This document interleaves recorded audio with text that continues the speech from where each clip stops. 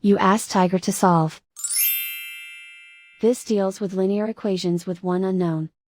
The final result is a equals -1.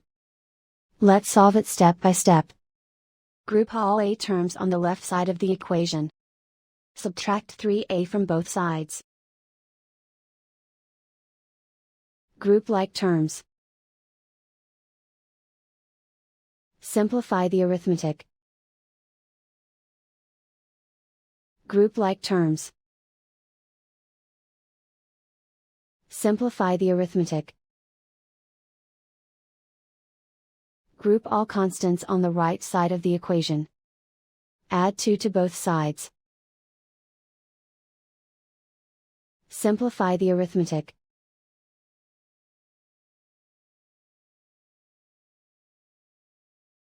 Convert the a into a positive number.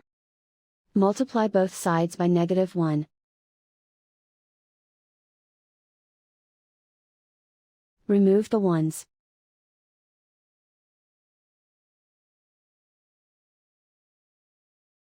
And so the final result is a equals -1.